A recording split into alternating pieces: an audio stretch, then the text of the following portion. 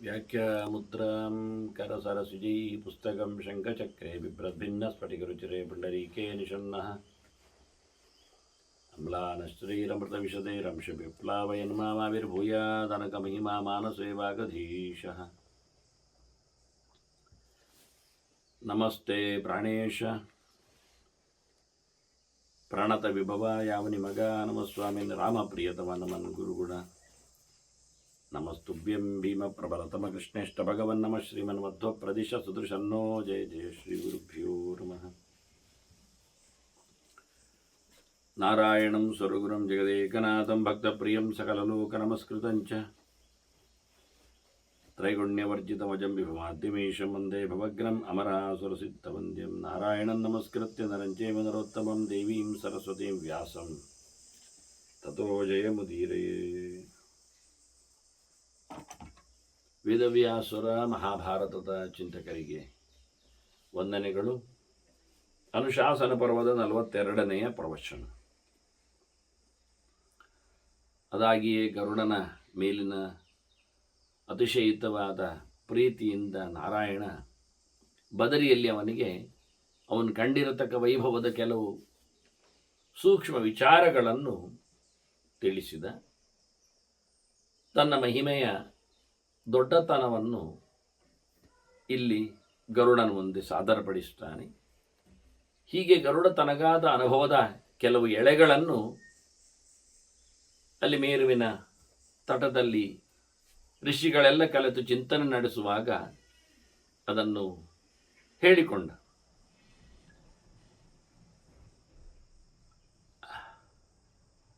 ವಿಶೇಷವಾಗಿ ಭಗವಂತ ಹೇಳಿದ ಕೆಲವು ಮಾತುಗಳು ಉಪಸಂಹಾರದ ಹೊತ್ತಿನಲ್ಲಿ ಎಲ್ಲರೊಳಗೆ ನೆಲೆಗೊಂಡು ಎಲ್ಲವನ್ನು ನಡೆಸಿಕೊಡುವವನು ತಾನೇ ಅನ್ನುವಂತೆ ಸಕಲೇಂದ್ರಿಯಗಳ ವ್ಯಾಪಾರ ತನ್ನ ಸುಪರತಿಯಲ್ಲಿದೆ ಅಂತ ತಿಳಿಸ್ತಾನೆ. ವಕ್ತ ಮಂತ ರಸಯಿತ ಘ್ರಾತ ದ್ರಷ್ಟ ಪ್ರದರ್ಶಕ ಸಕಲೇಂದ್ರಿಯಗಳ ವ್ಯಾಪಾರಗಳನ್ನು ಬಾಹ್ಯ ವ್ಯಾಪಾರ ಹೇಳುವುದಾಗಲಿ, ಕಿವಿಯಿದ್ದು ಕೇಳುವುದಾಗಲಿ, ಕಣ್ಣಿನದು ನೋಡುವುದಾಗಲಿ, ಇವೆಲ್ಲವನ್ನು ನಡೆಸಿಕೊಡ್ತೇನೆ ಎಲ್ಲರೊಳಗೆ ಇದ್ದುಕೊಂಡು ನಾನು. ಹಾಗೆಯೇ ಹೊರಗಿದ್ದುಕೊಂಡವರಿಗೆ ತೋರಿಸುವ ಕೇಳಿಸುವ ಕೆಲಸವನ್ನು ನಾನು ಮಾಡುತ್ತೇನೆ. ತಿಳಿಸುವ ಕೆಲಸವು ನನ್ನದೇ. ಬೋಧ ಬೋಧಯಿತ ಚಾಹಂ ಗಂತ ಶ್ರೋತ ಚಿದಾತ್ಮಕ. ಹಾಗೆ ನಾನಲ್ಲಿರುವಾಗ ಜಡವಾದ ಕಥೆಯಲ್ಲಿ ಇರುವುದಿಲ್ಲ. ನಾನು ಚಿತ್ಸ್ವರೂಪನಾಗಿ ಇದ್ದೇನೆ. ಅವರಲ್ಲಿ ನೆಲೆಗೊಂಡಾಗ ನನಗೇನು ಜಡರೂಪ ಬರುವುದಿಲ್ಲ. ಇದು ಜಡದ ವಿಷಯವಲ್ಲ. ನಾನು ಚಿದಾತ್ಮಕನಾಗಿದ್ದುಕೊಂಡೆ ಎಲ್ಲ ಕೆಲಸವನ್ನು ಮಾಡುತ್ತೇನೆ. ಎರರಲ್ಲಿ ನನಗೆ ಯಾವುದರ ಲೇಪವೂ ಇಲ್ಲ ಜಡದ್ದು. ಹೀಗೆ ನನ್ನನ್ನು ಅವರು ಉಪಾಸನೆ ಮಾಡಿ ಮಾಮಿಷ್ಟುವ ಸ್ವರ್ಗಮಾಯ ಅಂತ ನನ್ನನ್ನಿಟ್ಟುಕೊಂಡು ಯಾರೆಲ್ಲ ಹೋಮ ಹವನಗಳನ್ನು ನಡೆಸಿಕೊಡ್ತಾರವರಿಗೆ ನಾನು ಸ್ವರ್ಗವನ್ನು ಕರುಣಿಸ್ತೇನೆ. ಇನ್ಯಾರು ನನ್ನ ಎಚ್ಚರವನ್ನು ನಡೆಸಿ ಬಿಡ್ತಾರೆ, ಜಪಯಜ್ಞದಲ್ಲಿ ಯಾರು ತೊಡಗಿರ್ತಾರೆ, ಚಿಂತನೆ ಮಾಡ್ತಾರೆ, ತಥಾಚ ಆಪ್ನುವತೆ ಮಹತ್ ಜ್ಞಾತ್ವ ತಿಳಿಯುವ ಮೂಲಕ ಇನ್ನೂ ಹೆಚ್ಚಿನ ಫಲವನ್ನು ಅವರು ಸಂಪಾದನೆ ಮಾಡ್ತಾರೆ. ಮತ್ತಷ್ಟೇ ಅಲ್ಲದೆ ಮಾಮೇವ ಚೈವ ಅಂತೆ ನಿಸ್ಸಂಗೇನ ಅಂತರಾತ್ಮನ ಅಯಾಂತಿ. ಯಾವುದರ ಸಂಪರ್ಕವನ್ನು ಕಳಚಿಕೊಳ್ಳುವ ಮೂಲಕ ಅವರು ತಮ್ಮ ಸ್ವರೂಪ ರೂಪಗಳಿಂದ, ಅಂದರೆ ಹೊರಗಿನ ಯಾವುದೇ ಭೂತವಾದಂತಹ ದೇಹಗಳನ್ನು ಇಟ್ಟುಕೊಳ್ಳದೆ ಕಳಚಿಕೊಂಡು ಶುದ್ಧ ಚಿದಾತ್ಮಕರಾಗಿ ಅವರು ಮತ್ತೆ ನನ್ನನ್ನು ಕಡೆಯಲ್ಲಿ ಅವರು ಸೇರ್ಲಿಕ್ಕಿದ್ದಾರೆ. ಅಹಂ ತೇಜ ದ್ವಿಜಾತೀನ ಮಮ ತೇಜೋ ದ್ವಿಜಾತಯ. ನನಗೆ ತಿಳಿದವರು ಅಂದರೆ ಭಾರಿ ಇಷ್ಟ. ಅವರು ನನ್ನ ತೇಜಸ್ಸು ಇದ್ದಾಗೆ, ಅವರಿಗೂ ನಾನೇ ತೇಜಸ್ಸು. ಮತ್ತು ನನ್ನದು ಅಗ್ನಿ ಏನು ಕೇಳಿದರೆ ಅದು ನನ್ನದು ಪ್ರತೀಕ, ಉಪಾಸನೆಗೆ ನೆಲೆಗೊಂಡದ್ದು. ಅದು ನನ್ನದೇ ವಿಶೇಷವಾದಂತಹ ತೇಜಸ್ಸಿನ ದೇಹ ಅನಿಸಿದೆ. ಪ್ರತೀಕ, ದೇಹ ಅಂದರೆ ಪ್ರತೀಕ. ಅದರಿಂದ ಮಮಯತ್ ತೇಜಸಃ ದೇಹ ಸಹ ಅಗ್ನಿ ಇತ್ಯವಗಮ್ಯ. ಈಗ ಅಗ್ನಿ ಪ್ರತೀಕದಲ್ಲಿ ಆರಾಧನೆ ಮಾಡುವಂಥದ್ದು, ಜ್ಞಾನವನ್ನು ಪಡೆಯುವಲ್ಲಿ ಶಾಸ್ತ್ರಗಳ ಮಾಧ್ಯಮದಲ್ಲಿ ಭಗವಂತನ ಎಚ್ಚರವನ್ನು ಸಂಪಾದನೆ ಮಾಡುವುದು, ಇದು ಎರಡರ ಬಗ್ಗೆಯೂ ಭಗವಂತ ಅತ್ತ ಕರ್ಮದ ಬಗ್ಗೆ ಇತ್ತ ಜ್ಞಾನದ ಬಗ್ಗೆ ತಿಳಿಸಿಕೊಡುತ್ತಾನೆ. ನಾನು ಲೋಕದ ರಕ್ಷಕನಿದ್ದೇನೆ, ಅವರ ಜ್ಞಾನದ ರಕ್ಷಕನು ನಾನೇ ಹಾಗಾಗಿ ಅವರೆಲ್ಲರನ್ನು ಬದುಕಲು ನೋಡಿಕೊಳ್ಳುವವ. ಪ್ರಾಣಪಾಲಹ ಶರೀರೇಹ, ದೇಹದಲ್ಲಿ ಪ್ರಾಣನನ್ನು ಕುಳ್ಳಿರಿಸಿಕೊಂಡು ಅವನಿಂದ ಕರ್ಮವನ್ನು ನಡೆಸಿಕೊಡ್ತೇನೆ. ಪ್ರಾಣನು ಜ್ಞಾನದ ರೂಪದಲ್ಲಿ ಬಲದ ರೂಪದಲ್ಲಿ ಇರ್ತಾನೆ. ಅಂಥ ಪ್ರಾಣತತ್ವವನ್ನು ನಾನು ಶರೀರದಲ್ಲಿ ಕಾಪಾಡ್ತಾ ಇದ್ದೇನೆ. ಹಾಗಾಗಿ ನಾನು ಹೋದರೆ ಪ್ರಾಣ ಹೋಗ್ತಾನೆ. ಹಾಗಾಗಿ ಪ್ರಾಣನನ್ನು ನಾನು ಅಲ್ಲಿನ ಶರೀರದಲ್ಲಿನ ಚೇಷ್ಟೆಗೆ ಮತ್ತು ಜ್ಞಾನಕ್ಕೆ ಎಲ್ಲ ನನ್ನ ಸೇವೆಗೆ ಯೋಗಿನಾಂ ಅಹಮೀಶ್ವರ ಸಾಂಖ್ಯಾನಂ ಇದಮೇವಾಹಂ. ಯೋಗಿಗಳಿಗೆ, ಸಾಂಖ್ಯರಿಗೆ, ಯೋಗಶಾಸ್ತ್ರಜ್ಞರಿಗೆ, ಸಾಂಖ್ಯ ಚಿಂತಕರಿಗೆ ಎಲ್ಲರಿಗೂ ನಾನೇ ಒಡೆಯನು. ಇದೇ ಪ್ರಕಾರದಲ್ಲಿ ಅವರ ಯೋಗ ಸಾಧನೆಗಳನ್ನು ಮಾಡಿಸುವ ಮೂಲಕ, ಜ್ಞಾನ ಕರ್ಮಗಳನ್ನು ತಿಳಿಸುವ ಮೂಲಕ, ಒಂದು ದೃಷ್ಟಿಯಿಂದ ಯೋಗ ಮಾರ್ಗ ಅಂದಾಗ ಪ್ರಯೋಗ ಮಾರ್ಗ ಆಗ್ತದೆ, ಕರ್ಮಕಾಂಡ ಆಗ್ತದೆ.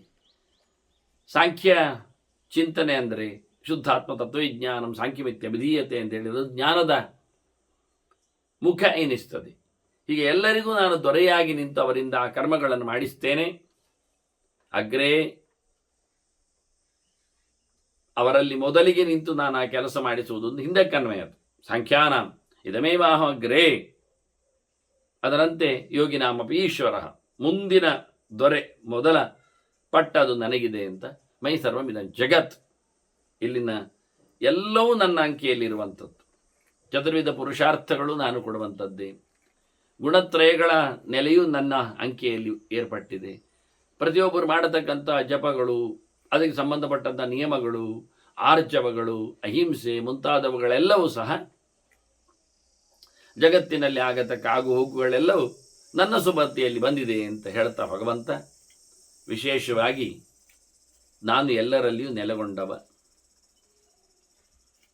ನಾನು ನಿನಗೇನು ಕಂಡಿದ್ದೇನೆ ಅದು ಬಹಳ ಸ್ಥೂಲವಾದ, ಸೂಕ್ಷ್ಮವಾದ, ಅತ್ಯಂತ ಕಡಿಮೆ ಮಟ್ಟದ ಕಥೆ. ಅದು ನೀನು ಮುಂದೆ ಕಾಲದ ಘಟ್ಟದಲ್ಲಿ ನನ್ನ ದೊಡ್ಡ ಮಹಿಮೆಯನ್ನು ನೀನು ತಿಳ್ಕೊಳ್ಳಿಕ್ಕೆ ಸಾಧ್ಯ ಇದೆ ಅಂತ ಹೇಳ್ತಾ ತತಸ್ತ್ವಹಂ ಪರತರಃ ಶಕ್ಯ ಕಾಲೇನ ವೇದಿತು.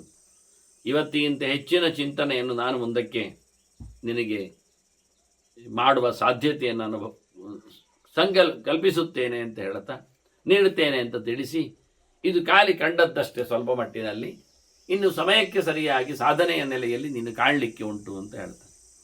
ಇದೇ ವಿಶೇಷವಾದಂತಹ ರಹಸ್ಯವಾದ ನಾರಾಯಣನ ಉಪಾಸನೆಯ ಮುಖಗಳು. ತದೇವ ಪರಮಃ ಗುಹ್ಯಃ ದೇವೋ ನಾರಾಯಣೋ ಹರಿಹಿ. ಭಗವಂತ ಅತ್ಯಂತ ನಿಗೂಢನಿದ್ದಾನೆ. ಸಕಲ ಪಾಪಗಳನ್ನು ದೂರಗೊಳಿಸತಕ್ಕ ಸಕಲ ದೋಷ ದೂರನಾದವ, ಸಕಲ ಮಹತ್ತಿಗೆಗಳನ್ನು ಕೊಡತಕ್ಕಂಥವ, ಸಕಲ ಗುಣ ಸಂಪೂರ್ಣನಾದವನಿದ್ದಾನೆ ಅವನು.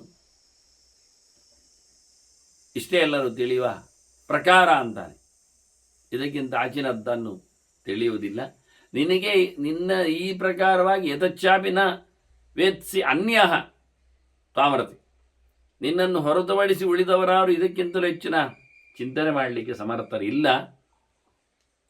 ಇದು ನಿನಗಾಗಿ ತೋರಿಸಿದ ಚಿಂತನೆ ಅಂತಂದರೆ ಚತುರ್ಮುಖನೊಬ್ಬನನ್ನು ಬಿಟ್ಟರೆ, ತತ್ಸಮಾನನಾದ ಪ್ರಾಣನನ್ನು ಹೊರತುಪಡಿಸಿದರೆ, ಅವರ ಮಡದಿಯರನ್ನು ಸಹ ಅವರ ಪ್ರಕಾರದಲ್ಲಿ ಲೆಕ್ಕಕ್ಕಿಟ್ಟುಕೊಂಡರೆ, ಇನ್ನು ಮೇಲಕ್ಕೆ ನೋಡಿಕೊಂಡರೆ ಮಹಾಲಕ್ಷ್ಮಿಯನ್ನು ಸಹ ಭಗವಂತನ ಪರಿಚಯವುಳ್ಳವಳು. ಹೀಗೆ ತ್ರಿಮೂರ್ತಿಗಳು ವಾಸ್ತವವಾಗಿ ಪರಶುಕ್ಲ ತ್ರಯರು ಅಂತ ಹೇಳಲ್ಪಡುವವರು. ಭಗವಂತನ ಬಗ್ಗೆ ಶುದ್ಧವಾದಂತಹ ತಪ್ಪಿಲ್ಲದ ಅರಿವು ಉಳ್ಳವರು ಅಂದರೆ 3 ಕೆಟಗರಿಯವರು ಮಾತ್ರ. 3 ಮಂದಿಯಿಂದ, 3 ಮಂದಿ ಅಂದರೆ ಮಂದಿ 3 ಆಗಲಿಲ್ಲ, ಮಂದಿ 5 ಇದ್ದಾರಲ್ಲಿ. ಅಂದರೆ 3 ಪಂಗಡದವರಿದ್ದಾರೆ. ಒಂದು ಲಕ್ಷ್ಮಿ, ಅವಳ ಪಂಗಡದಲ್ಲಿ ಯಾರಿಲ್ಲ, ಅವಳದ್ದೇ ರೂಪ ವಿಶೇಷಗಳಷ್ಟೇ. ಭಗವಂತನ ಹಾಗೆ ಭಗವಂತನಿಗೆ ಸಮಾನನಾದವರಾಗಲಿ, ಅವನ ಹತ್ತಿರದಲ್ಲಿ ನಿಲ್ಲುವವರಾಗಲಿ, ಅವನ ಯೋಗ್ಯತೆ ಅಂತ ಯಾರಿಲ್ಲ, ದೇವರೊಬ್ಬನೇ. ಅದರಂತೆ ಲಕ್ಷ್ಮಿಯು ಸಹ ಭಗವಂತನ ನಂತರದಲ್ಲಿ ಅವಳು ಬರುವವಳು, ಅವಳಿಗೆ ಸಮನಾದವರು ಮತ್ತಾರೂ ಇಲ್ಲ. ಹೀಗೆ ಇವರಿಬ್ಬರು ಪ್ರತ್ಯೇಕವಾಗಿರುವವರು. ಲಕ್ಷ್ಮಿಗಿಂತ ಉತ್ತಮನಾಗಿ ಭಗವಂತ ಇದ್ದಾನೆ, ಭಗವಂತನಿಗಿಂತ ಜಸ್ಟ್ ಸಣ್ಣವಳಾಗಿ ಮಹಾಲಕ್ಷ್ಮಿ ಇದ್ದಾಳೆ. ಇವರೀರುವರನ್ನು ಹೊರತುಪಡಿಸಿದರೆ ಮುಂದಿನ ಕೆಟಗರಿಯಲ್ಲಿ ತತ್ಸಮಾನನಾದವರು ಸಿಗ್ತಾರೆ ನಮಗೆ. ಬ್ರಹ್ಮ ಇದ್ದಾನೆ, ಬ್ರಹ್ಮನಿಗೆ ಸಮಾನನಾದವನು ಪ್ರಾಣನೂ ಇದ್ದಾನೆ. ಬಿಟ್ಟರೆ ಇನ್ಯಾರೂ ಇಲ್ಲ. ಯಾಕೆ ಅಂದರೆ ಪ್ರಾಣನೇ ಮುಂದೆ ಬ್ರಹ್ಮ ಪದವಿಯನ್ನು ಪಡೆಯುವುದರಿಂದ, ಅಂದರೆ ಸಮಾನವಾದಂತಹ ಸ್ಥಾನಕ್ಕೆ ಬರಲಿಕ್ಕೆ ಹೋಗಿ ಅವರು ಸಮಾನವಾದ ಯೋಗ್ಯತೆಯಲ್ಲಿದ್ದಾರೆ. ಆ ಸ್ಥಾನಕ್ಕೆ ಬೇರೆ ಯಾರು ಯೋಗ್ಯತೆಯವರು ಬರುವುದಿಲ್ಲ. ಬ್ರಹ್ಮ ಪದವಿ ಯೋಗ್ಯರು ಅಂತಲೇ ಒಂದು, ಅದನ್ನು ರುಜುಗಣ ಅಂತಲೇ ಕರೀತಾರೆ. ಅವರಲ್ಲದಿನ್ಯಾರೂ ಬರುವುದಿಲ್ಲ. ಹಾಗಾಗಿ ಅವರನ್ನು ಮಾತ್ರವೇ ಅಲ್ಲಿ ಸಮಾನರು ಅಂತ ತಿಳಿಸುವ ವ್ಯವಸ್ಥೆ. ಅದರಂತೆ ಅದರ ಕೆಳಗೆ ಅವರ ಮಡದಿಯರು, ಸರಸ್ವತಿ ಭಾರತೀಯರು ಹೆಸರಿನಲ್ಲಿ ಸಿಗುವವರು. ವಾಸ್ತವವಾಗಿ ಅವರೊಂದು ಪಂಗಡ, ಅವರೊಂದು ಗುಂಪು. ಅವರಿಗೂ ಸಮಾನರಾದವರು ಮತ್ತೆ ಯಾರು ಸ್ತ್ರೀಯರಾಗಲಿ ಪುರುಷರಾಗಲಿ ಇಲ್ಲ. ಅವರ ಪುರುಷಂದಿರು ಗಂಡಂದಿರು ಅವರಿಗಿಂತ ಮಿಗಿಲಾದವರು. ಹೀಗೆ ಈ 3 ಗಣನಗಳಲ್ಲಿ, ಗುಂಪುಗಳಲ್ಲಿ ಒಟ್ಟು 5 ಜನ ಆಗ್ತಾರೆ. ಒಂದು ಲಕ್ಷ್ಮಿ, ಅಲ್ಲಿ ಯಾರಿಲ್ಲ ಗುಂಪಿನಲ್ಲಿ. ಬ್ರಹ್ಮವಾಯುಗಳು ಇಬ್ಬರಿದ್ದಾರೆ ಒಂದು ಗುಂಪಿನಲ್ಲಿ. ಅವರ ಮಡದಿಯರು ಸರಸ್ವತಿ ಭಾರತೀಯರು ಇಬ್ಬರಿದ್ದಾರೆ ಒಂದು ಗುಂಪಿನಲ್ಲಿ. ಒಟ್ಟು 5 ಜನ 3 ಗುಂಪಿನವರು ಭಗವಂತನ ಬಗ್ಗೆ ತಪ್ಪು ತಿಳಿಯದವರು. ಯಾವಾಗಲೂ ಇದ್ದಂದಿನಿಂದಲೇ ಅವರು ಮತ್ತೆ ಕೆಲಸ ಮಾಡಿ, ತಪಸ್ಸು ಮಾಡಿ, ಸಾಧನೆ ಮಾಡಿ ಎಲ್ಲ ಅಲ್ಲ, ಸಹಜವಾಗಿ ಇನ್ಬಿಲ್ಟ್ ಅಂತವಲ್ಲ, ಹಾಗೆ ಸಹಜವಾಗಿ ಇವರು ತಪ್ಪು ಇಲ್ಲದ, ಅಜ್ಞಾನವಿಲ್ಲದ ಜೀವರಾಶಿಗಳು. ಇದಕ್ಕೆ ಸಂಬಂಧಪಟ್ಟವರು, ಆ ಕೆಟಗರಿಗೆ, ಆ ಕೆಲಸಕ್ಕೆ, ಆ ಯೋಗ್ಯತೆಗೆ, ಆ ಸ್ಥಾನಕ್ಕೆ ಬರುವವರೆಲ್ಲರೂ. ಹೀಗಾಗಿ ನಾವು ಹೇಳುವಾಗ ಪರಶುಕ್ಲತ್ರಯರು ಅಂತ ಈ ಶಬ್ದವನ್ನು ಬಳಸ್ತಾರೆ. ಪರಶುಕ್ಲತ್ರಯರು ಅಂದರೆ ಪರ ಅಂದರೆ ಪರಮಾತ್ಮನಲ್ಲಿ ಪರೇ ಶುದ್ಧವಾದಂತಹ ಸ್ವಭಾವವುಳ್ಳವರು, ತ್ರಯ ಅಂದರೆ 3 ಗುಂಪಿನವರು ಅಂತ. ಹೀಗಾಗಿ ಇವರನ್ನೇ ಇಲ್ಲಿ ಹೇಳಿತ್ತು. ಇವರ ನಂತರದಲ್ಲಿ ದೇವರ ಬಗ್ಗೆ ಹೆಚ್ಚು ತಿಳುವಳಿಕೆ ತುಂಬಿದವನು ಗರುಡ, ಅವನಿಗೆ ಸಮನಾದವ ಶೇಷ. ಶೇಷನೇ ಅವನು ಶಿವ. ಹಾಗಾಗಿ ಅವನನ್ನು ಹೇಳಬೇಕಾಗಿಲ್ಲ ನಾವು. ಹೇಗೆ ಪ್ರಾಣನೇ ಬ್ರಹ್ಮನಾಗ್ತಾನೋ ಹಾಗೆ ಒಂದು ಕಲ್ಪದಲ್ಲಿ ಶಿವನಾದವ ಮುಂದಿನ ಕಲ್ಪದಲ್ಲಿ ದೇವರ ಸೇವೆಗಾಗಿ ಶೇಷನ ಆಗ್ತಾನೆ, ಭಗವಂತನ ಹಾಸಿಗೆ ಆಗ್ತಾನೆ. ಹೀಗೆ ಭಗವಂತನ ಬಗ್ಗೆ ಹೆಚ್ಚು ತಿಳಿದವನು ನೀನು, ನಿನಗಿಂತ ತಿಳಿದವನು ಯಾರು ಮತ್ತೆ ಬೇರೆ ಇಲ್ಲ ಅಂತ ದೇವರು ಹೇಳಲಿಕ್ಕೆ ಕಾರಣ, ಈ ತನ್ನ ಬಗ್ಗೆ ಎಕ್ಸ್ಕ್ಲೂಸಿವ್ ವಿಷಯ ಗೊತ್ತಿರುವ 3 ಹೊರತುಪಡಿಸಿ ಅಂತ. ಆದ್ದರಿಂದ ನೀನು ನನ್ನ ಭಕ್ತನಾಗು, ಮದ್ಭಕ್ತೋಭವ ಅಂತಾನೆ ದೇವರು.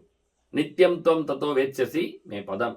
ನೀನು ಇನ್ನೂ ಹೆಚ್ಚಿನ ನನ್ನ ರೂಪದ ಬಗ್ಗೆ, ಸ್ವರೂಪದ ಬಗ್ಗೆ, ನನ್ನ ಮಾತಿನ ಬಗ್ಗೆ, ನನ್ನ ಚಿಂತನೆ ಬಗ್ಗೆ, ನನ್ನ ಅರಿವಿನ ಬಗ್ಗೆ ನೀನು ತಿಳ್ಕೊಳ್ಳಿಕ್ಕೆ ಸಾಧ್ಯ ಉಂಟು. ನಿರಂತರವಾಗಿ ನನ್ನ ಭಕ್ತಿಯನ್ನು ನೀನು ಮಾಡು, ನೀನು ನನ್ನ ಭಕ್ತನಾಗು. ಏತತ್ ಶ್ರೇಯ ಪರಂಚೈತದ್ ಪಂಥಾನಂಚೈವ ಮೋಕ್ಷಿಣಾಂ. ಇದುವೆಯ ಅತ್ಯಂತ ಯಶಸ್ಸಿನ, ಅತ್ಯಂತ ಶ್ರೇಯಸ್ಸಿನ ಚಿಂತನೆ, ದಾರಿ. ಇದನ್ನು ಹೊರತುಪಡಿಸಿದ ಇನ್ಯಾವುದೇ ಮೋಕ್ಷದ ಮಾರ್ಗಗಳಿಲ್ಲ. ಬಿಡುಗಡೆಯನ್ನು ಬಯಸುವವರು, ಇಲ್ಲಿಂದ ತೆರಳುವವರು, ಮೋಕ್ಷ ಅಂದರೆ ಮುಕ್ತರು ಯಾರಿರ್ತಾರೆ ಅವರಿಗೆ ಇದುವೇ ಪರಮೋಚ್ಚವಾದಂತಹ ಜ್ಞಾನ ಇದೆ ಅಂತ ಹೇಳುತ್ತಾ ದೇವರಲ್ಲಿ ಕಾಣದಾಗಿದ್ದಾನೆ, ಅಂತರ್ಧಾನವನ್ನು ಪಡೆದಿದ್ದಾನೆ ಅಂತ ಹೇಳಿ ಗರುಡ ಇದು ನನ್ನ ಅನುಭವ ಅಂತ ಋಷಿಗಳಿಗೆ ತಿಳಿಸ್ತಾನೆ. ಭಾರಿ ಸಂಭ್ರಮ ಪಡ್ತಾರೆ ಋಷಿಗಳು. ಏನು ಒಳ್ಳೆಯ ಆಖ್ಯಾನವನ್ನು, ಕಥೆಯನ್ನು, ಚಿಂತನೆಯನ್ನು, ನಡೆದ ಘಟನೆಯನ್ನು ನಮ್ಮ ಮುಂದೆ ಹೇಳಿದೆ. ಇದು ಅತ್ಯಂತ ಪುಣ್ಯಪ್ರದವಾದದ್ದು. ನಮಗೆ ಕೇಳಿಕೆ ಪಡೆದಾಗ ನಮ್ಮನ್ನು ಉತ್ತಮ ಲೋಕಕ್ಕೆ ಒಯ್ಯುತ್ತದೆ. ಪುಣ್ಯಂ ಯಶಸ್ಯಂ ಆಯುಷ್ಯಂ ಸ್ವರ್ಗ್ಯಂ. ಸ್ವರ್ಗಲೋಕವನ್ನು ತಲುಪಿಸುವಂಥದ್ದು, ಆಯುಷ್ಯ ಹೆಚ್ಚು ಮಾಡುವಂಥದ್ದು, ಕೀರ್ತಿಯನ್ನು ಕೊಡುವಂಥದ್ದು, ನಮ್ಮನ್ನು ಯಶಸ್ವಿಗಳನ್ನಾಗಿಸುವಂಥದ್ದು.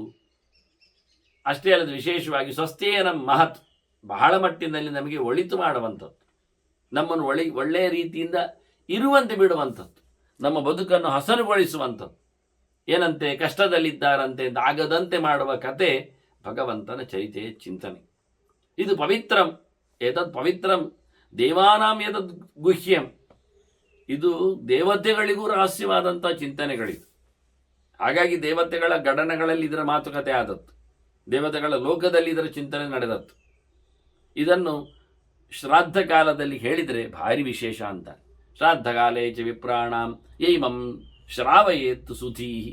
ಒಳ್ಳೆ ಅರ್ಥ ಮಾಡಿಕೊಂಡು ಇದನ್ನು ಓದಿ ಹೇಳಬೇಕು. ಯಾಕೆಂದರೆ ಅವರು ಊಟ ಮಾಡ್ತಾ ಇರ್ತಾರೆ, ಅವರು ಬೇರೆ ಕರ್ಮಾಂಗಗಳಲ್ಲಿ ರತರಾಗಿರ್ತಾರೆ. ಶ್ರಾದ್ದಕ್ಕೆ ಬಂದಿರತಕ್ಕಂಥ ಬ್ರಾಹ್ಮಣರಿಗೆ ಕರ್ಮಾಂಗಗಳ ಹೊತ್ತಿನಲ್ಲಿ ಈ ವಿಷಯವನ್ನು ಅವರಿಗೆ ಶ್ರುತಪಡಿಸಬೇಕು, ಶ್ಲೋಕಗಳನ್ನು ಕೇಳಿಸಬೇಕು, ಅದರ ಚಿಂತನೆಗಳನ್ನು ನೀಡಬೇಕು.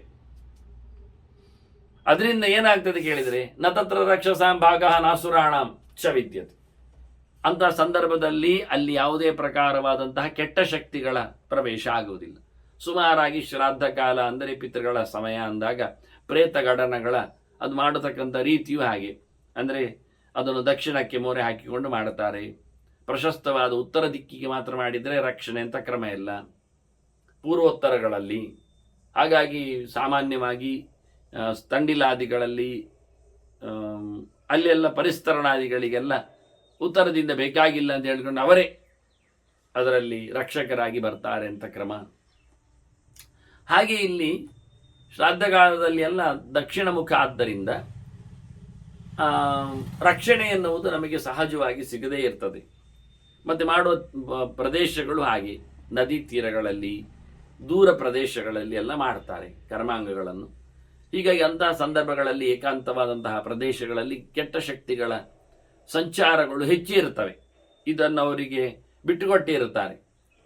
ಹಾಗಾಗಿ ಅಲ್ಲಿ ಅಂತಹ ಉಪಟಳ ಆಗುವುದರಿಂದ ಅದರ ಸಾಧ್ಯತೆ ಹೆಚ್ಚಿರುವುದರಿಂದ ಇದು ಆಗುವುದಿಲ್ಲ ಅಂತ ಹೇಳಿದರು.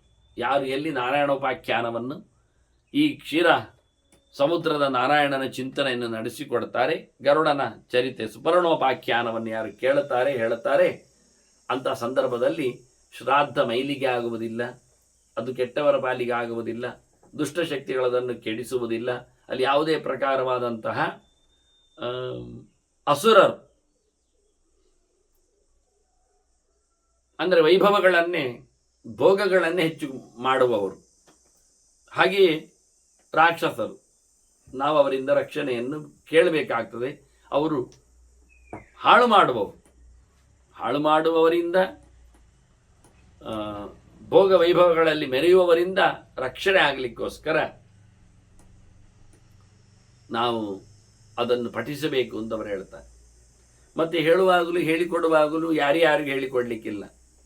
ಹೊಟ್ಟೆಗಿಚ್ಚಿದ್ದವನಿಗೆ ಅಯ್ಯೋ ಅಂತ ಹೇಳಿಕೊಂಡು ಹಲಬುವವನಿಗೆ ಅವರಿಗೆಲ್ಲ ಕೊಡಬಾರ್ದು. ಅನಸೂಯು ಜಿತಕ್ರೋಧ, ಸಿಟ್ಟು ಮಾಡಿಕೊಳ್ಳುವವ, ಸರ್ವಸತ್ವ ಹಿತೇರತಃ, ನಿಜವಾಗಿ ಎಲ್ಲರ ಮೇಲೂ ಪ್ರೀತಿ ವಿಶ್ವಾಸ ಉಳ್ಳವನಿಗೆ ಕೊಟ್ಟರೆ ಭಾರಿ ಚೆನ್ನಾಗಿ ಆಗ್ತದೆ. ಎಲ್ಲರನ್ನು ಮೆಚ್ಚುವವನಿಗೆ ದೇವರ ಹೆಚ್ಚಳವನ್ನು ತಿಳಿಸಬೇಕು. ಇದು ಕ್ರಮ. ಎಪ್ಪಟೇ ಸತತಂ ಯುಕ್ತ ಸ ವ್ರಜೇತ್ ತತ್ ಸಲೋಕತಂ.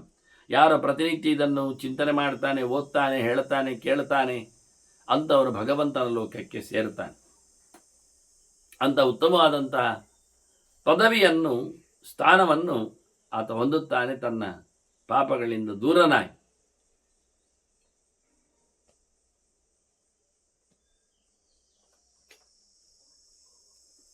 ಚಿಂತನೆ ಮಾಡುವವರಿಗೆ ಪ್ರತ್ಯೇಕವಾದಂತಹ ಸ್ಥಾನಮಾನಗಳ ಬಗ್ಗೆಯೂ ಇಲ್ಲಿ ಮಾತು ಬರ್ತದೆ. ವೇದಾನ್ ಪಾರಯತೆ ವಿಪ್ರಹ ರಾಜ ವಿಜಯವಾನ್ ಭವೇತ್ ವೈಶ್ಯಸ್ತು ಧನಧಾನ್ಯಾಡ್ಯ ಶೂದ್ರ ಸುಗಮಮಾಪನೆಯಾದಂಥ ಆಯಾ ವರ್ಣದವರು ಅವರ ಪಾಡಿಗೆ ಅವರ ಧರ್ಮವನ್ನು ನಡೆಸಿಕೊಡ್ತಾ ಇದ್ದರೆ ಅವರಿಗೆ ಇದರಿಂದ ಆಗತಕ್ಕಂಥ ಲಾಭವೇನು ಅಂತ ಹೇಳ್ತಾರೆ. ವಾಸ್ತವವಾಗಿ ವಿಪ್ರನು ಜ್ಞಾನಿಯಾದವನು, ಅವನು ವೇದಗಳನ್ನು ಅನುಭವಿಸ್ತಾನೆ.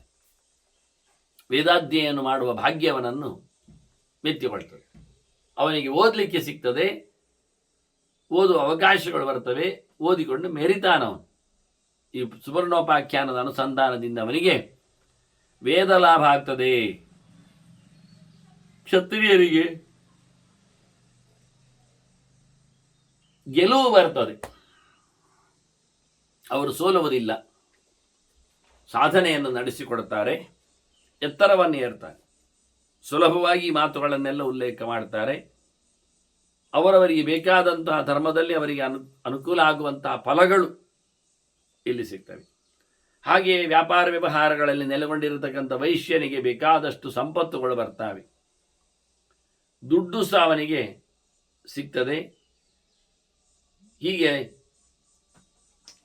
ಒಬ್ಬ ಸೇವಕನಾಗಿ ನೆಲೆಗೊಂಡವ ಭಗವಂತನ ಭೃತ್ಯನಾಗಿ ಭಕ್ತನಾಗಿ ಬರುವವ ಅವನಿಗೆ ವಿಶೇಷವಾದಂಥ ಉಪಾಖ್ಯಾನದ ಚಿಂತನೆಯಿಂದ ಸುಖ ಸಮೃದ್ಧಿ ಆಗ್ತದೆ ಅಂತ. ಹೀಗೆ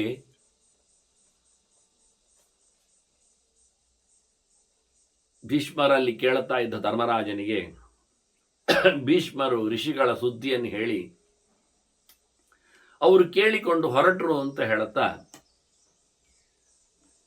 ಇದು ಹಿಂದೆ ದೇವತೆಗಳಿಗೆ ಬ್ರಹ್ಮದೇವ ಹೇಳಿದ. ಇದು ಗರುಡ ಇದನ್ನು ಇಲ್ಲಿ ಸಂಚಾರಕ್ಕೆ ತಂದಿದ್ರೆ, ಹಿಂದೆ ಬ್ರಹ್ಮನಿಗೆ ಆ ಸಂಗತಿ ಗೊತ್ತಿತ್ತಾದ್ರಿಂದ ಬ್ರಹ್ಮದೇವ ದೇವತೆಗಳಿಗೆ ಹೇಳಿದ. ನನಗೇನು ಋಷಿಗಳು ಬಂದು ಹೇಳಿದ್ದಲ್ಲ. ಈಗ ಗರುಡ ಋಷಿಗಳಿಗೆ ಹೇಳಿದ, ಸರಿ, ನನಗೆ ಆ ಋಷಿಗಳು ಸಿಗಲಿಲ್ಲ, ಮತ್ತೆ ನನಗೆ ಎಲ್ಲಿಂದ ಬಂದದ್ದು ಅಂತ ಭೀಷ್ಮರು ಹೇಳ್ತಾರೆ. ನನಗೆ ಬ್ರಹ್ಮದೇವರು ಈ ವಿಷಯವನ್ನು ದೇವತೆಗಳಿಗೆ ಹೇಳಿದರು. ದೇವತೆಗಳ ರಾಶಿಯಲ್ಲಿ ನಮ್ಮ ವಸುಗಳಿದ್ದಾರೆ, ನನ್ನ ಮೂಲ ರೂಪದವರೆಲ್ಲ. ಹಾಗೆ ಹಿಂದೆ ಸುರಾಣ ಬ್ರಹ್ಮಣ ಪ್ರೋಕ್ತ, ಮತ್ತೆ ವಸುಬಿಹಿ ಮಾತು ರಂತಿಗೆ, ವಸುಗಳು ಗಂಗೆಗೆ ಹೇಳಿದರು. ಅದು ನನ್ನ ಅಮ್ಮ ಗಂಗೆ. ನಾನಾಗ ಅಲ್ಲಿ ಇದ್ದೆ, ಆದರೆ ನನಗದು ವಿಷಯ ಗೊತ್ತಾಯಿತು.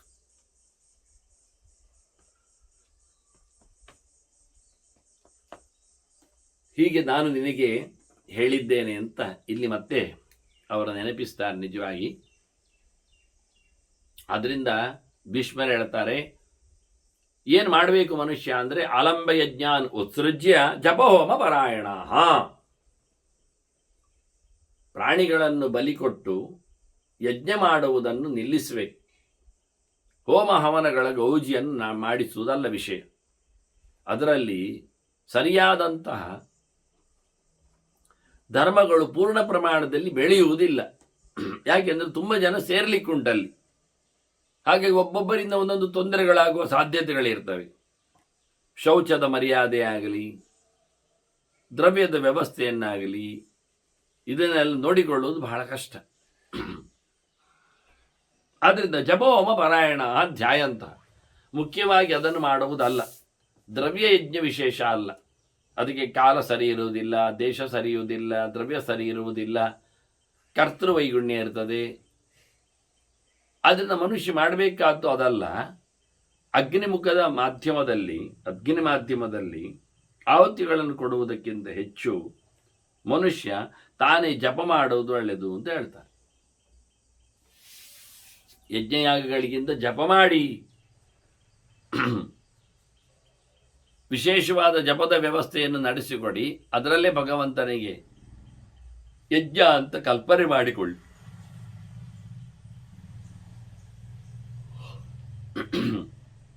ಜಪವನ್ನು ಸುಮ್ಮನೆ ಮಾಡಬೇಡಿ. ಕೆಲವರು ಜಪ ಮಾಡುವುದಂದಾಗ ಕೆಲಸ ಮಾಡಿಕೊಂಡೇ ಜಪ ಮುಗಿಸುವುದು. ಅವರು ಗಡಿಯಾರವನ್ನು ನೋಡಿಕೊಳ್ತಾರೆ. ಇಷ್ಟು ಗಂಟೆಗೆ ಅಡುಗೆ ಮಾಡಲಿಕ್ಕೆ ಹೋಗಿದ್ದೇನೆ ಹೇಳಿಕೊಂಡು ಅಡುಗೆ ಮಾಡ್ತಾ, ಅನ್ನ ಮಾಡ್ತಾ, ಏನೋ ಕರ್ಮಾಂಗಗಳು ಮಾಡ್ತಾ ಮಧ್ಯೆಯಲ್ಲಿ ಗಂಟೆಯನ್ನು ನೋಡುವುದು. 5 ನಿಮಿಷ ಆಗಿತ್ತು, ಹಾಗಾದರೆ ಒಂದು ಜಪ ಮುಗಿದಿದೆ, ಇನ್ನೊಂದು ಜಪ ಮಾಡೋದು ಬಾಯಲ್ಲಿ. ಅದು ಉಂಟೋ ಇಲ್ಲವೋ ಕೇಳಬೇಡಿ. ಮಧ್ಯೆಯಲ್ಲಿ ಬೇರೆ ಹೆಸರು ಬರ್ತದೆ ಎಲ್ಲೋ ಕೇಳಲಿಕ್ಕಿಲ್ಲ. ಹೀಗೆ ಜಪ ಮಾಡುವಾಗಲೇ ಪಾರಾಯಣ ಅಲ್ಲ, ಇತರ ಕರ್ಮಗಳ ಮಾಡುವಾಗಲೇ ಜಪ ಪಾರಾಯಣ ಎಲ್ಲ ಮುಗಿದೋಗ್ತದೆ ಹೊರತು. ನೀರು ತರುವಾಗ, ತರಕಾರಿ ಹೆಚ್ಚುವಾಗ, ಹೂ ಕಟ್ಟುವಾಗ, ಮತ್ತಿತರ ದೇವರ ಸೇವೆಗಳು ಅಂತ ಹೇಳಿಕೊಂಡಾಗ, ಅಥವಾ ಇನ್ನಿತರರ ಸೇವೆಯನ್ನು ನಡೆಸಿಕೊಡುವಾಗೆಲ್ಲ, ಹಾಸಿಗೆ ಹಾಸುವಾಗ, ಕಸುಗುಡಿಸುವಾಗ ಎಲ್ಲ ಒಂದೊಂದು ಜಪ ಮಾಡ್ತದ್ದು ಮುಗಿಯಿತು. ಆ ಜಪ ಆಯ್ತು ಅಂತ ಹೇಳಿ ಮತ್ತೆ ಹೋಗಿ ಮೊಬೈಲ್ ಇಟ್ಕೊಂಡೋ, ಟಿವಿಯ ಪಕ್ಕದಲ್ಲಿಯೋ ಅಥವಾ ಪಟ್ಟಾಂಗ ಮಾಡಲಿಕ್ಕೆ ಪಕ್ಕದ ಮನೆಯಲ್ಲಿಯೋ ಹೋಗಿ ಬಿಡ್ತಾರೆ.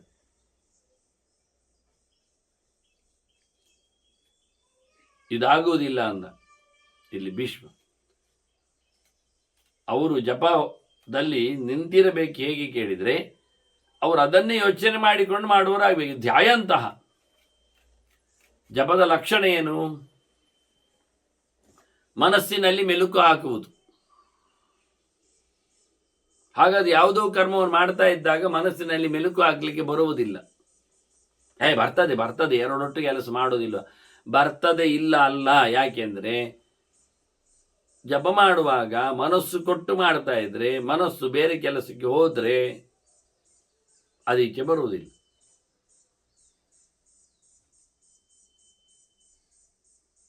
ಸರಿಯಾದಂತಹ ನೆಲೆಯಲ್ಲಿ ಮನಸ್ಸು ನಿಲ್ಲುವುದಿಲ್ಲ. ಮನಸ್ಸು ಕೊಟ್ಟು ಮಾಡ್ತಾ ಇರುವುದರಿಂದ ಬೇರೆ ಕೆಲಸ ಈಚೆ ಬರಲಿಕ್ಕೆ ಮನಸ್ಸು ಕೇಳುವುದಿಲ್ಲ. ಇದು ಯಾಂತ್ರಿಕವಾದ ವಿಷಯ ಅಲ್ಲ.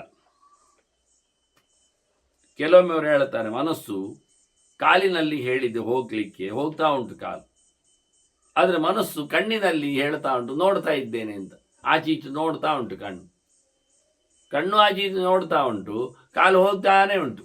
ಆಗ ಹೇಳಿದವರು ಮನಸ್ಸಿಗೆ ಕಾಲು ಹೇಳಿಬಿಟ್ಟಿದ್ದು ಹೋಗ್ತಾ ಇರು ಅಂತ, ಅದನ್ನು ಅಲ್ಲಿ ಮನಸ್ಸು ಬೇಡ ಅಂತ. ಹಾಗಾಗಿ ಕಾಲಿನ ಅಡಿಯಲ್ಲಿ ಏನುಂಟು ಅಂತ ಕಾಣ್ತದೆ ಅಂತ ಇಲ್ಲ, ಕಾಣುವುದಿಲ್ಲ.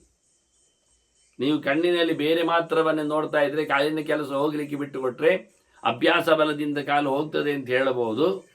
ಆದರೆ ಕಾಲು ಹೋಗ್ತಾ ಇಲ್ಲ, ಗಮನಿಸದೆ ಹೋಗ್ತಾ ಇಲ್ಲ. ನಡುವೆ ಅವನನ್ನು ಗಮನಿಸ್ತಾನೆ ಮತ್ತೆ ಮುಂದುವರಿತಾನೆ. ಹಾಗೆ ಏಕಕಾಲದಲ್ಲಿ ಗಮನ ಅಲ್ಲ, ಒಂದಾದ ನಂತರ ಒಂದು ಬಹಳ ಹತ್ತಿರದಲ್ಲಿ ಗಮನ ಆಗ್ತದೆ. ಹಾಗೆ ಧ್ಯಾಯಂತಹ ಮನಸಾ ವಿಷ್ಣುಂ ಗಚ್ಚಂತಿ ಪರಮಾಂಗತಿ. ಜಪಹೋಮದಲ್ಲಿ ನೆಲೆಗೊಂಡವರು, ಜಪಯಜ್ಞವನ್ನೇ ನಡೆಸಿಕೊಳ್ಳುವವರು, ಅದನ್ನೇ ಉತ್ತಮವಾದಂತಹ ಸ್ಥಾನ ಭಗವಂತನ ಪಡೆಯುವಲ್ಲಿ ಅಂತ ಹೇಳಿ ಹಾಕಿಕೊಂಡವರು, ಅವರು ಮನಸ್ಸಿನಲ್ಲಿ ಚಿಂತನೆ ಮಾಡುತ್ತಾ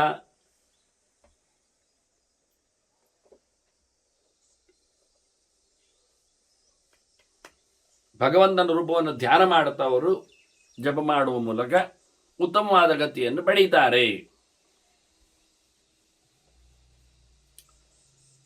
ಧರ್ಮರಾಜ ಕೇಳುತ್ತಾನೆ ಮತ್ತೆ ಭೀಷ್ಮರ ಹತ್ರ,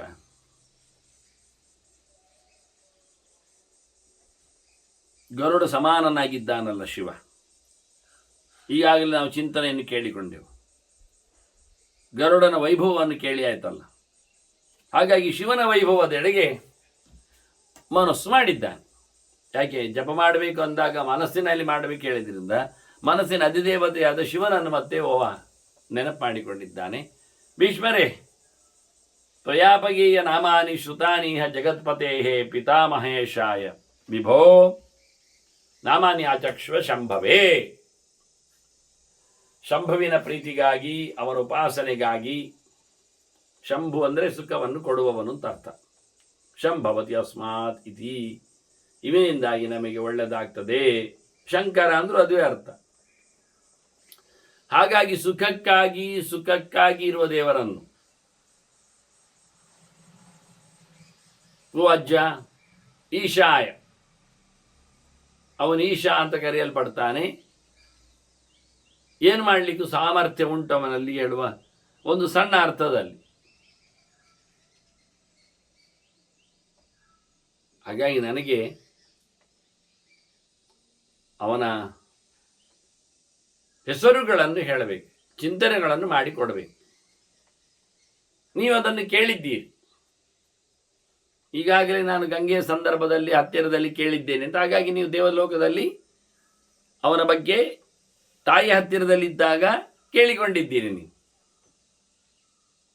ಗಂಗೆ ತಾಯಿ ಅಲ್ಲೇ ಇದ್ಲು ಸ್ವರ್ಗದಲ್ಲಿ, ತಂದೆ ಶಂತನು ಇಲ್ಲಿಯೇ ಇದ್ದ ಭಾರತದಲ್ಲಿ.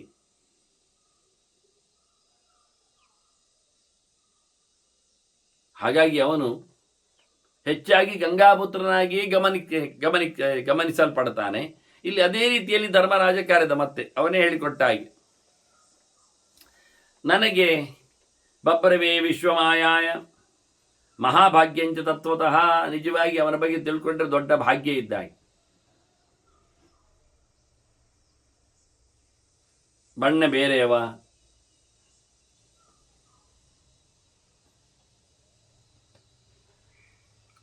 ಅಂಥವನನ್ನು ನಾನು ಕೇಳಬೇಕು.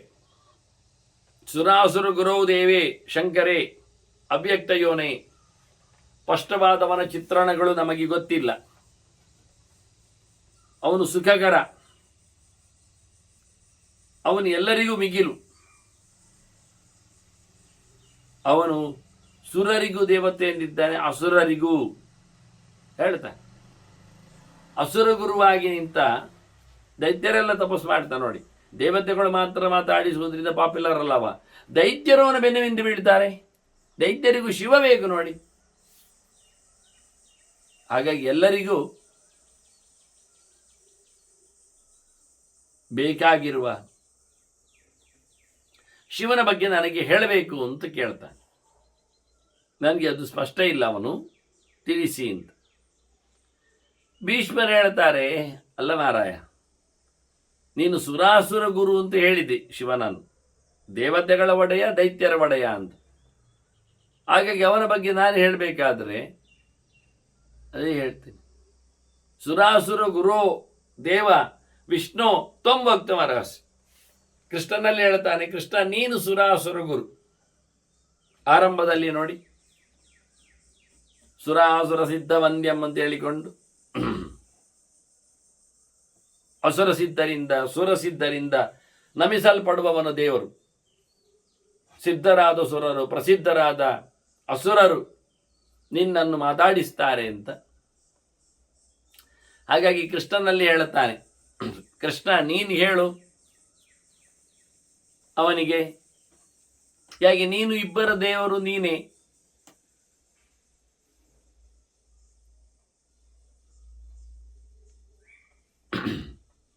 ನೀನು ಅಸುರರ ಗುರು ಅನಿಸಿಕೊಂಡ ಶಿವನಿಗೆ ಅಚ್ಚುಮೆಚ್ಚಿದ್ದಿ. ನೀನು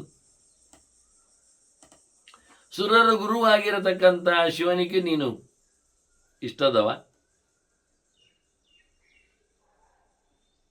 ಹಾಗಾಗಿ ನೀನೇ ಹೇಳಬೇಕು ಅಂತ ಕೇಳಿಕೊಡ್ತಾನೆ.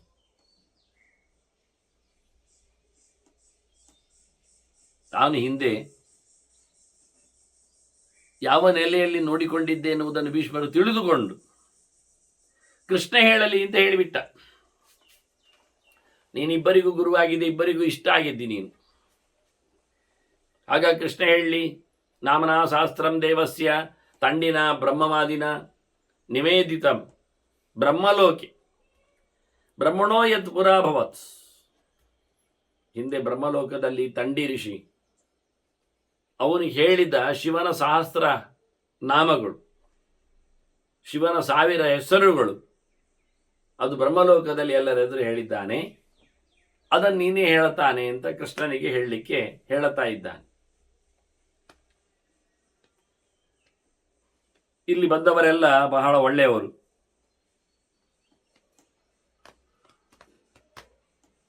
ಋಷಿಗಳಿದ್ದಾರೆ, ವೇದವ್ಯಾಸರು ಇದ್ದಾರೆ, ಒಳ್ಳೆ ವ್ರತನಿಷ್ಠರವರು, ಋಷಯ ಸುವ್ರತಾ ದಾಂತಾ, ಅವರೆಲ್ಲರೂ ಸಹ ಶೃಣ್ವಂತು. ನಿನ್ನ ಮಾತನ್ನು, ನಿನ್ನ ಹೇಳತಕ್ಕಂತಹ ಶಿವನ 1000 ನಾಮಗಳನ್ನು ಅವರು ಕೇಳಿ. ಶೃಣ್ವಂತು ಕಥತ ಸ್ತವ ಧ್ರುವಾಯ ನಂದಿನೇ ಹೋತ್ರೆ ಗೋಪ್ತ್ರೆ ವಿಶ್ವಸೃಜಿ ಅಗ್ನೇ.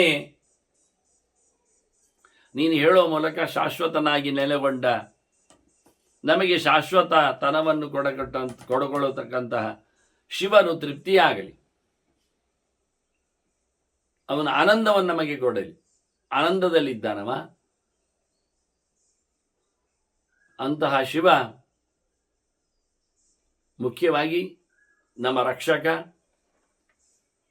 ಜಗತ್ ಭಕ್ಷಕ ಮತ್ತೆ ಸೃಷ್ಟಿಕರ್ತೃ, ಕಾಲಾಗ್ನಿ ರುದ್ರ. ಆದ್ದರಿಂದ ಅವನಿಗೆ ಸಂತಸ ಪಡಲಿಕ್ಕಾಗಿ ಅವನ ಚಿಂತನೆಯನ್ನು ನೀನು ಮಾಡಿಕೊಡು ಅಂತ ಕೇಳುತ್ತಾನೆ.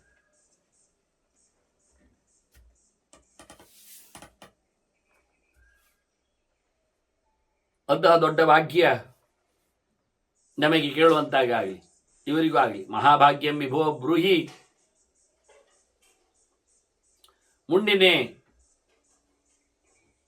ಅಥವಾ ಕಪರ್ದಿನೇ, ಅವನನ್ನು ಅನೇಕ ಹೆಸರುಗಳಿಂದ ಕರೀತಾರೆ.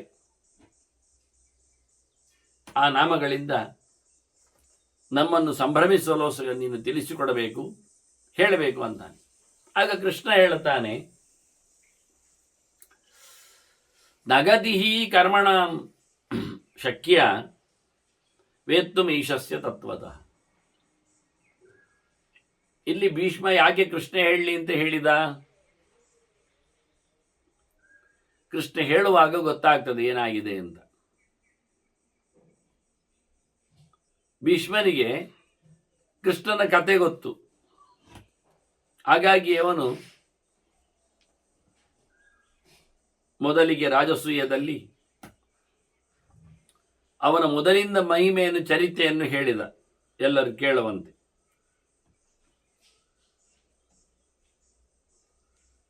ಆದ್ದರಿಂದ ಭೀಷ್ಮರು ಈತ ಎಲ್ಲಿ ಹೋಗಿದ್ದಾನೆ, ಏನು ನಡೆಸಿದ್ದಾನೆ ಅಂತ ಕೃಷ್ಣನ ಬಗ್ಗೆ ತಿಳ್ಕೊಂಡಿದ್ದಾನೆ. ಅವನು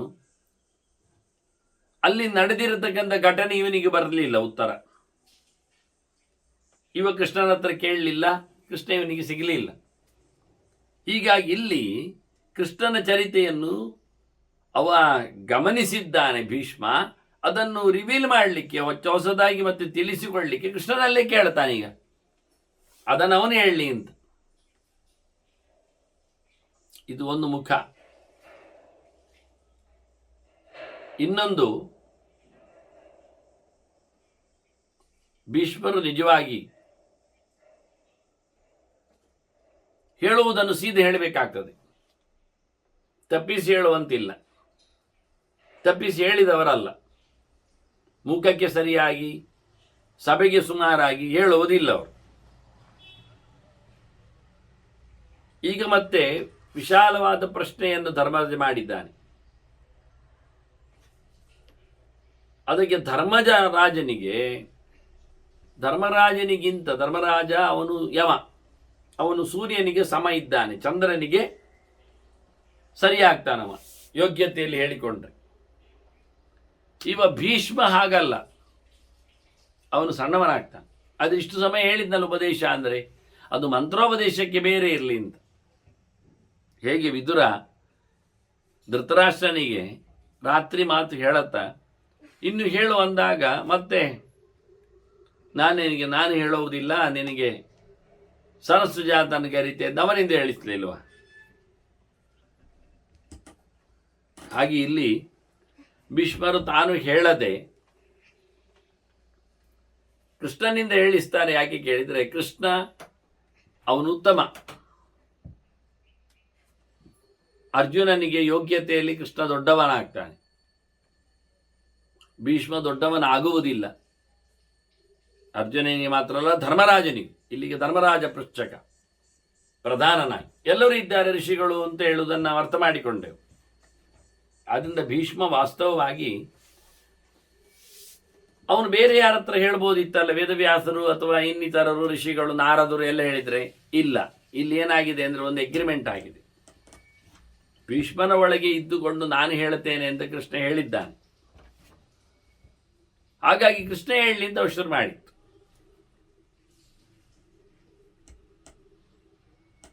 ಕೃಷ್ಣ ಹೇಳುವುದರಲ್ಲಿ ಎರಡು ಲಾಭ ಆಯ್ತು. ಈಗ ಅವನ ಅನುಭವವು ಸೇರಿಕೊಳ್ತದೆ.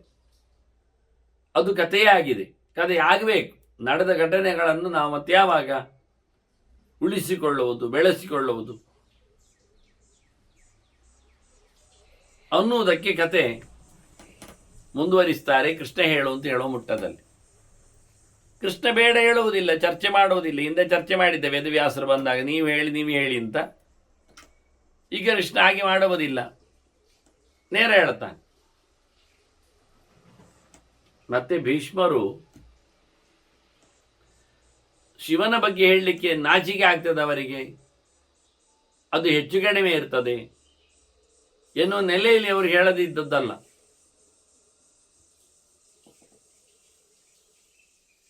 ಅವರಿಗೆ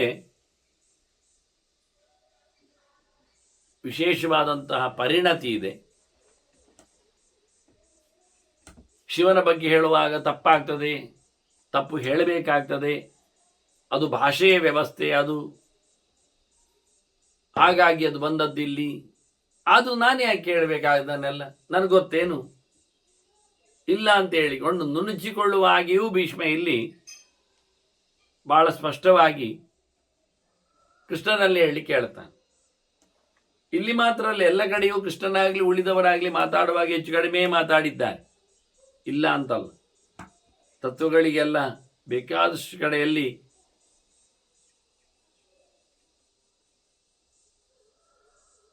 ವಿರೋಧಾದಿಗಳು ಕಾಣಿಸ್ತವೆ. ಅದನ್ನೆಲ್ಲ ಕೂಡಿಸುವ ಕ್ರಮಗಳನ್ನೆಲ್ಲ ಹೇಳಿಕೊಟ್ಟಿದ್ದಾನೆ. ಮತ್ತೆ ಹಾಗೆ ಇಲ್ಲಿ ಕೃಷ್ಣನನ್ನು ಹೇಳಿದ್ದೇನೆ. ಕೃಷ್ಣ ಹೇಳ್ತಾನೆ, ಅಷ್ಟು ಸುಲಭ ಇಲ್ಲ ಅವನ ಬಗ್ಗೆ ಹೇಳುದು. ನಗದಿ ಕರ್ಮಣಾಂ ಶಕ್ಯ ವೇತು ಈಶಸ್ಯ ತತ್ವತಃ ಕ್ರಮಬದ್ಧವಾಗಿ ಈಶನನ್ನು ತಿಳ್ಕೊಳ್ಳುವುದು ಭಾರಿ ಕಷ್ಟವಾಗಿದೆ. ತುಂಬ ಜನ ತಿಳ್ಕೊಳ್ಳಿಲ್ಲ. ಹಿರಣ್ಯಗರ್ಭ ಪ್ರಮುಖಾಹ ದೇವಾಹ ಸೇಂದ್ರಾಹ ಮಹರ್ಷಯ, ಚತುರ್ಮುಖನಿಂದ ಹುಟ್ಟಿ ಬಂದಿರತಕ್ಕಂಥ ಸನಕಾದಿಗಳಿದ್ದಾರಲ್ಲ, ಹಿರಣ್ಯಗರ್ಭನನ್ನೇ ಅಪ್ಪ ಅಂತ ಮಾಡಿಕೊಂಡವರು ಮುಖ್ಯವಾಗಿ ಸನಕಾದಿಗಳು. ಅವರಿಗೊತ್ತಿಲ್ಲ.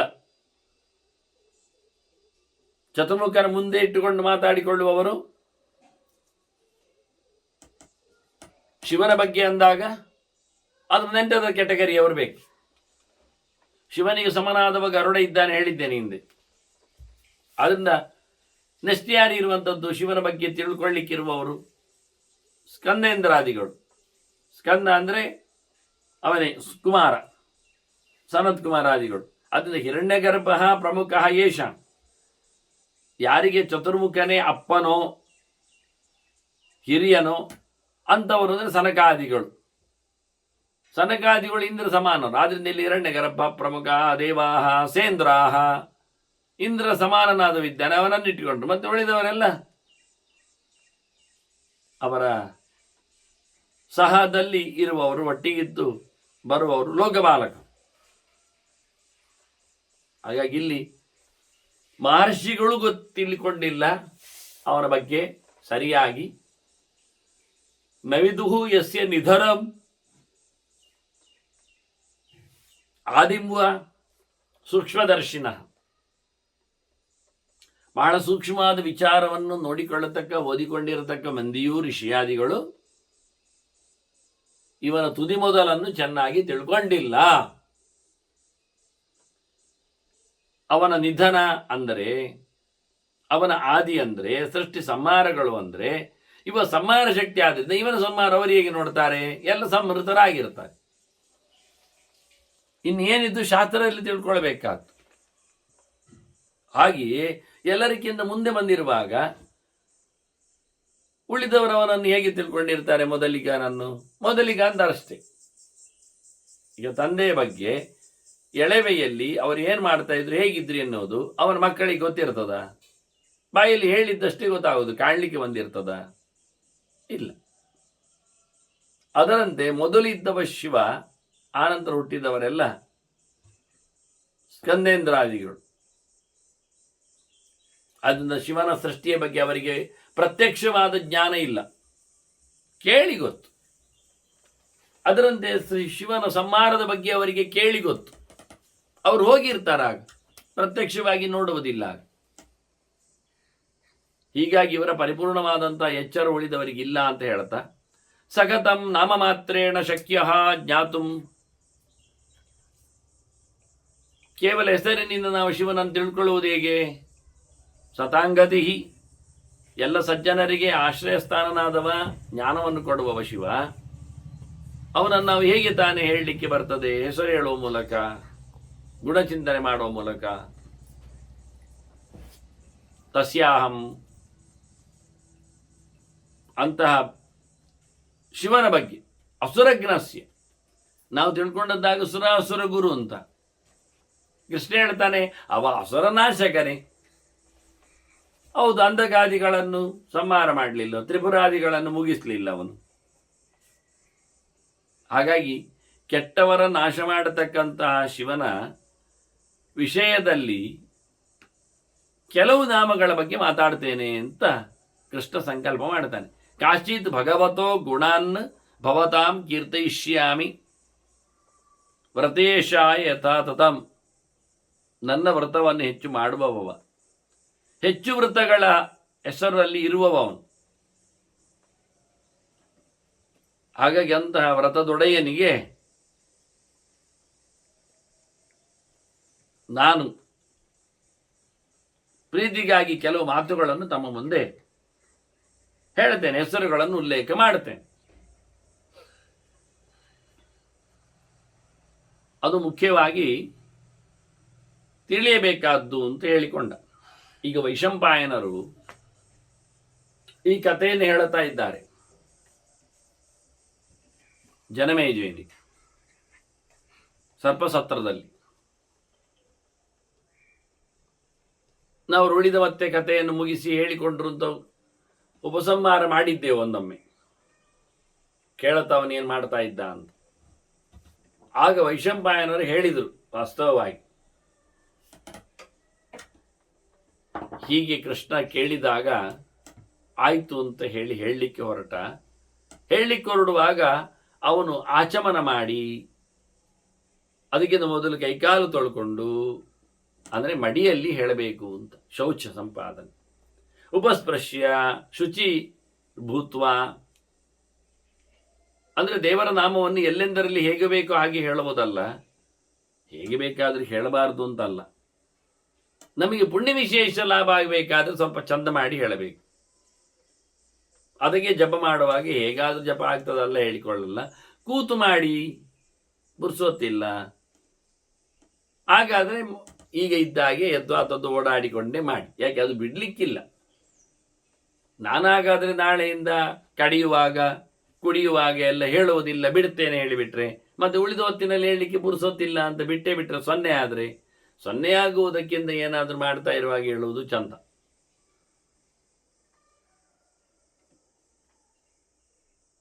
ಆದರೆ ಅದೇ ಅರ್ಥ ಆಗ್ತಾ ಮುಂದೆ ಹೋಗ್ಬಾರ್ದು. ಪುರ್ಸೋತಿದ್ದ ದಿನ ಆದರೂ ಬೇರೆ ಮಾಡಲಿಕ್ಕೆ ಇಷ್ಟಪಡಬೇಕು. ಆದ್ದರಿಂದ ಒಂದು ಕಡೆಯಲ್ಲಿ ಕೂತು ಮಡಿ ಮಾಡಿಕೊಂಡು ಬೇರೆ ಮೈಲಿಗೆ ಪದಾರ್ಥಗಳನ್ನು ಮುಟ್ಟಿಕೊಳ್ಳದೆ, ಪ್ಲಾಸ್ಟಿಕ್ ಚಾಪೆಯಲ್ಲಿ ಕೂತ್ಕೊಳ್ಳದೆ, ತುಂಡು ಬಟ್ಟೆಗಳನ್ನು ಉಟ್ಟುಕೊಳ್ಳದೆ,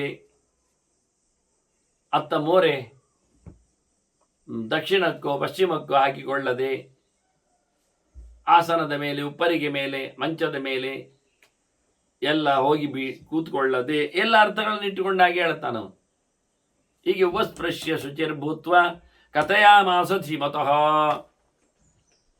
ಮನಸ್ಸಿನ ಅಧಿದೇವತೆಯಾದ ಶಿವನ ಬಗ್ಗೆ ಮಾತಾಡಿದ ಕೃಷ್ಣ ಅನ್ನುವುದರ ಬಗ್ಗೆ ಹೇಳುತ್ತಾ, ಹೀಗೆ ನಡೆದ ಘಟನೆಗಳ ಬಗ್ಗೆ ಇತಿಹಾಸವನ್ನು ಗಮನಿಸಿ ಗುರುತಿಸಿ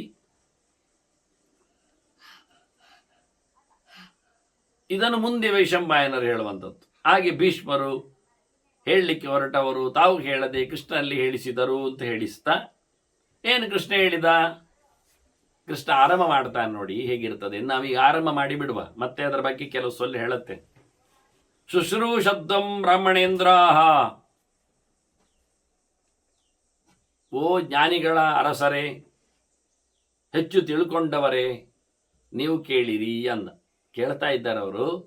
ಅದು ಮತ್ತೆ ಅವರನ್ನು ಅಟೆನ್ಷನ್ ಮಾಡಲಿಕ್ಕೆ, ಮತ್ತೆ ಇದರಲ್ಲಿ ಒತ್ತುಕೊಳ್ಳಿಕ್ಕೋಸ್ಕರ ನೀವು ಕೇಳಿರಿ ಅಂತ ಹೇಳಿದ.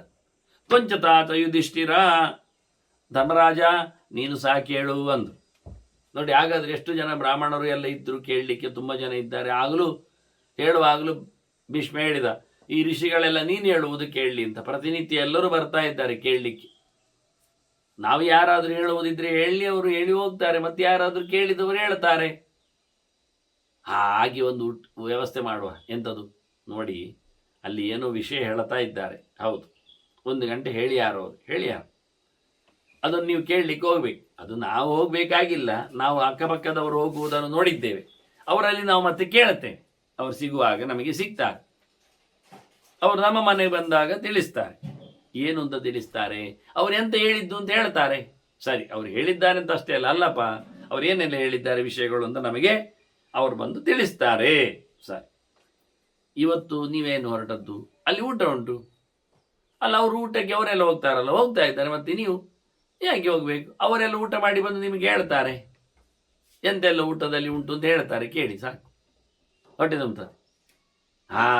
ಅದಾಗೋದಿಲ್ಲ, ಅದು ನಾವೇ ಹೋಗ್ಬೇಕು ಊಟಕ್ಕೆ. ಅಂದರೆ ಬಾಯಲ್ಲಿ ಒಳಗೋಗುವುದಾದ್ರೆ ನಮಗೆ ಬೇಕು, ಕಿವಿಯಲ್ಲಿ ಒಳಗೋಗುವುದಾದ್ರೆ ಅದು ಯಾರಾದರೂ ಹೇಳಿದ್ರೆ ಸಾಕಾಗ್ತದೆ. ಅದು ಯಾಕೆ ಸೋಮಾರಿತನ? ಆದ್ರಿಂದ ಕೃಷ್ಣಲ್ಲಿ ಹೇಳ್ತಾನೆ, ಓ ಕೇಳ್ರಪ್ಪೋ ಬಹಳ ಚೆನ್ನಾಗಿದೆ. ಧರ್ಮರಾಜ ನೀನು ಕೇಳು, ಮತ್ತೆ ನಾನು ಹೇಳುತ್ತೆ ವಿಶೇಷವಾದ ಹೆಸರುಗಳನ್ನು ನಾನು ನಿನಗೆ ತಿಳಿಸಿಕೊಡ್ತೇನೆ. ಇವತ್ತು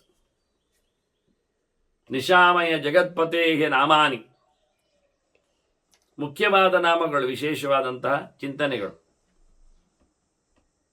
ಮತ್ತೆ ಇವನು ಕೇಳಬೇಕು ಅಂತೇಳಿ ಭೀಷ್ಮರಿಗೆ ಹೇಳ್ತಾರೆ. ಭೀಷ್ಮ ಹೇಳಿದ್ದಲ್ಲ, ಈಗ ಕೃಷ್ಣ ಹೇಳ್ತಾನೆ, ಕೃಷ್ಣ ಹೇಳಲಿ ಅಂತ. ಈಗ ಕೃಷ್ಣ ಹೇಳ್ತಾನೆ, ತ್ವಂಚ ಅಪಗೇಯ, ನಾಮಾನಿ ನಿಶಾಮಯ, ಶಿವನ ನಾಮಗಳನ್ನು ನೀನು ಕೇಳು ಅಂತಾನೆ. ಆಯ್ತು ಅಂದ, ಅವನು ಸೇರಿಕೊಂಡ. ಹೀಗಾಗಿ ಎಲ್ಲರೂ ಕೇಳ್ರಿ ಕೇಳ್ರಿ ಅಂತ ಹೇಳಿ ಕೃಷ್ಣ ಶುರು ಮಾಡಿದ.